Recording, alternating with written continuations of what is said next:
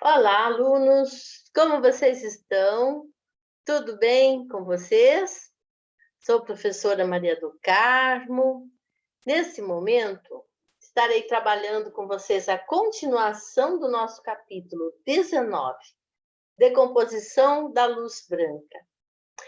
Selecionei para vocês um videozinho para vocês entenderem um pouquinho sobre Isaac Newton. É um personagem. É um cientista, um estudioso, que viveu na época de 1600, 1700, e ele foi o primeiro que falou sobre a decomposição das cores.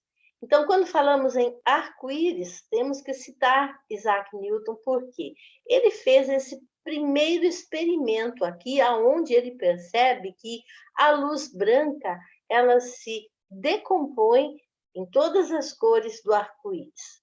Portanto, alunos, assistam o vídeo, que é muito importante, muito interessante. O próximo slide nosso mostra aqui a imagem, né, a foto de Isaac Newton.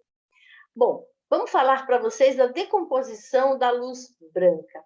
Isaac Newton ele descobriu que a luz branca é formada por uma mistura de cores.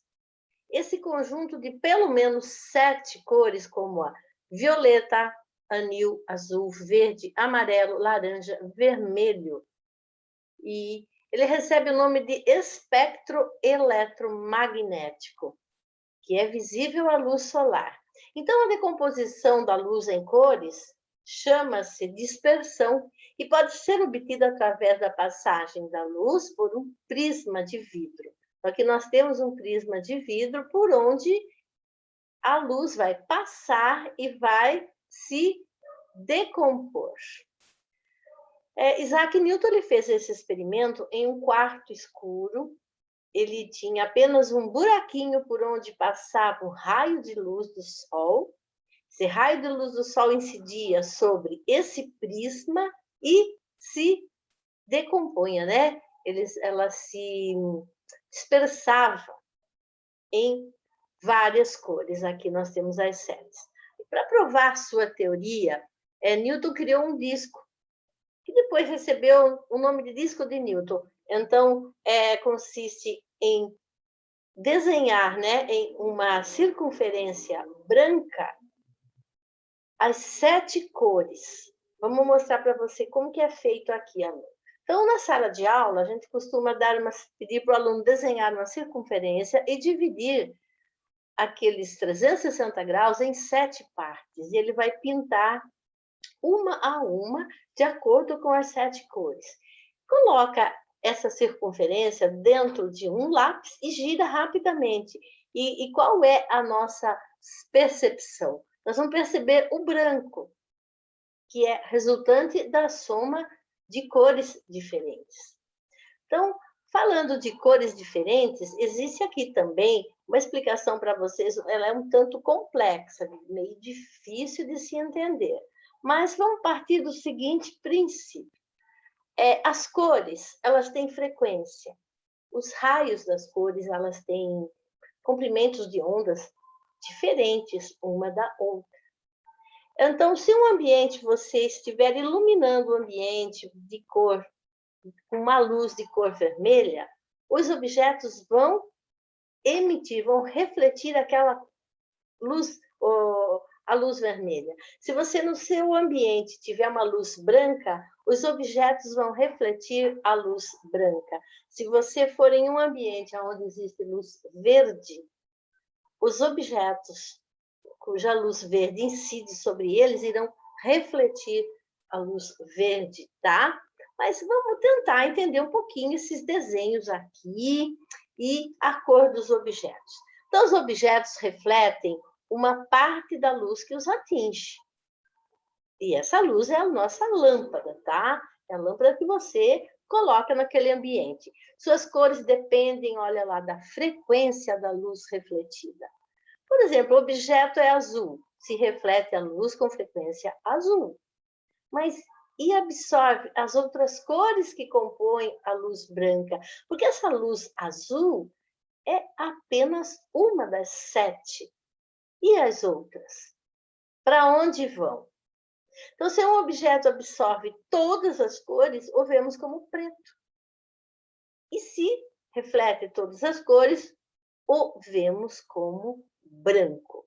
É bem complexo, né, minha gente? Então, aqui você tem o desenhinho aqui para tentar explicar para vocês. Quando voltarmos na sala de aula, eu tenho uma simulação das cores que entram pelos nossos olhos, que são interpretadas pelo nosso cérebro, e como o nosso cérebro enxerga aquela cor e aquela mistura de cores. Mas isso fica para uma aula lá no nosso salão nobre, com aquele simulador de cores. Então, vamos lá. A cor do objeto depende também da luz que o ilumina. Se pegarmos um envelope branco, né, iluminarmos eles com luz vermelha, ele terá cor vermelha. Isso dá para a gente fazer em casa, né? Se iluminarmos uma maçã com luz azul, ela vai escurecer, vai ficar enegrecida, pois a cor azul é absorvida pelos pigmentos da maçã. Agora, gente, caminhando um pouquinho mais a nossa apostila, nós vamos falar sobre reflexão e espelhos. É um assunto também voltado para física. Então, nós já estamos estudando a física lá do colegial. O que seria reflexão? Então, nós temos aqui uma imagem, né? A água é uma superfície que reflete, é uma ótima água limpa, né? Uma ótima superfície reflexiva. Então, reflexão da luz, quando um feixe de luz incide numa superfície, essa se reflete e volta ao mesmo meio de propagação. Mas qual é esse meio de propagação, minha gente? É o ar, é a atmosfera, é uma mistura de gases, né? Então, quando a luz incide quer dizer, quando ela bate, né? Ela atinge uma superfície irregular, olha uma superfície irregular aqui, ela se reflete em todas as direções, como mostra o desenho aqui. E essa reflexão recebe o nome de reflexão difusa ou reflexão irregular da luz. Então, falou em reflexão, vamos lembrar, ela reflete e volta ao mesmo meio de propagação. Então, quando a luz incide numa superfície polida, no caso de um espelho, uma superfície lisinha, ela se reflete em direções determinadas. Dá uma olhadinha aqui, minha gente, ó.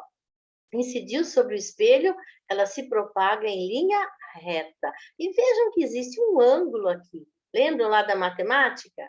Esse ângulo, ele forma 90 graus? Com certeza não. É um ângulo agudo, tá? Menor de 90 graus. Então, quando a luz incide em uma superfície polida de um espelho, ela se reflete em direção determinada. Essa reflexão recebe o nome de reflexão especular ou reflexão regular da luz. Então, temos essas duas formas de reflexão. Bom, existe uma lei da reflexão, né?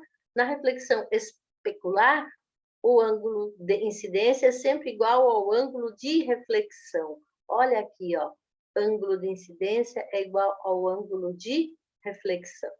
Então, na classe, eu vou explicar para vocês na lousa, né? O que é normal. Normal aqui é a nossa, ó, é um ângulo, né? É uma imagem, é uma linha imaginária, uma reta perpendicular à superfície refletora que passa pelo ponto de incidência, lá onde formou sua imagem. Então, quando você olha no espelho, você percebe aonde formou sua imagem. É no meio? É no canto? É em cima? É embaixo? Existem ângulos aí. Ó, ângulo de incidência, ó, incidência, incidiu. Ângulo de reflexão. Ah, o raio refletido. Tá ok?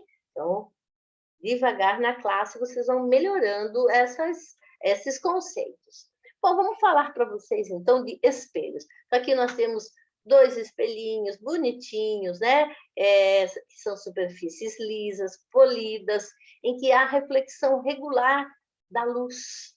Então, os espelhos podem ser planos ou esféricos. Mas, minha gente, como que faz o espelho? Como faz o espelho?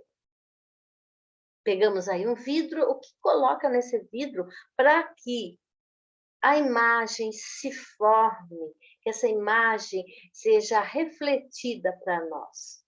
Isso é um assunto para a gente discutir em classe. Pesquisem aí, porque eu vou fazer perguntas na classe. Qual é o elemento químico que reflete as imagens que são colocadas nos espelhos? Olha aqui esse terceiro espelho, olha a deformação que ocorreu nos personagens. E aí? Onde forma essas imagens? No fundo? Bem próximo? Na frente, não é? Então, vamos lá. Ó. Espelho plano. A superfície polida é plana. Normalmente, espelho plano forma imagem virtual, aquela que se forma atrás do espelho, não pode ser projetada sobre uma superfície lateralmente invertida. Olha quantos termos técnicos, aluno. Então, a imagem é formada atrás da superfície espelhada, devido ao prolongamento dos raios refletidos. A imagem e o objeto estão à mesma distância da superfície espelhada e têm mesmo tamanho. Então, aqui está o seu objeto, aluno. Aqui está o seu espelho, certo? Experimente aproximar o objeto, distanciar o objeto do espelho. O tamanho vai mudar? Sim, vai mudar. Então, a sua imagem visual, né? A sua imagem visual, ela está aqui lá no fundo, tá? Estão à mesma distância do espelho nesse caso, tá? Imagem lateralmente invertida. Olha aqui o seu espelho, a palavra casa, e você vai ver ela toda invertida. Em que situações nós vemos as palavras invertidas, escritas invertidas?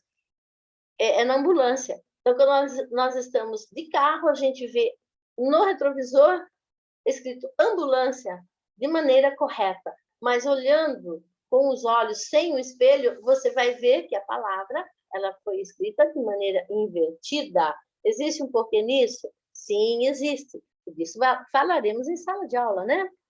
Bom, vamos falar mais um pouquinho dos espelhos aqui. Minha gente, ó, olha aqui, ó. Você tem um espelho, ó, olha o desenhinho do espelho, ó.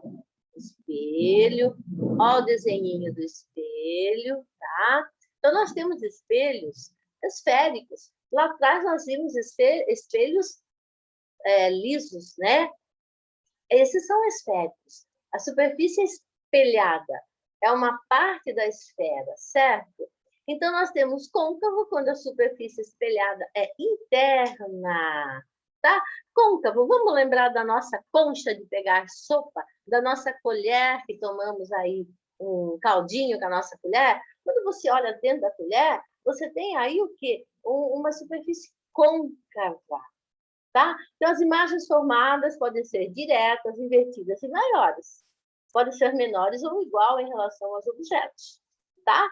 Como exemplo, nós temos aqui, ó, espelho de dentista, de barbear, de se maquiar, certo? Olha aqui o exemplo do espelho côncavo. E o convexo? Convexo é quando a superfície espelhada é externa. Se vocês lembrarem das calotas dos antigos Fusquinhas, Fusca, né? Carrinho da Volkswagen, vocês vão lembrar que a calota dele era o quê? Uma convexa. Então, a imagem formada ela vai ser menor, mas não invertida em relação ao objeto. Então, nós temos ó, espelhos em elevadores, saídas de garagem, retrovisor de automóveis, motocicletas. Ó, olha aqui, minha gente. Aqui fica o meu objeto, aqui a superfície convexa, e olha a imagem se formando aqui no fundo. Ó, dá uma olhadinha nos desenhinhos aqui do slide, mostrando para você uma superfície convexa de um espelho esférico. Alunos, viram que vocês vão fazer todas as atividades das páginas, tá? Até a 16, ok? Aguardo vocês. Dúvidas, me chamem no privado. E até mais, alunos.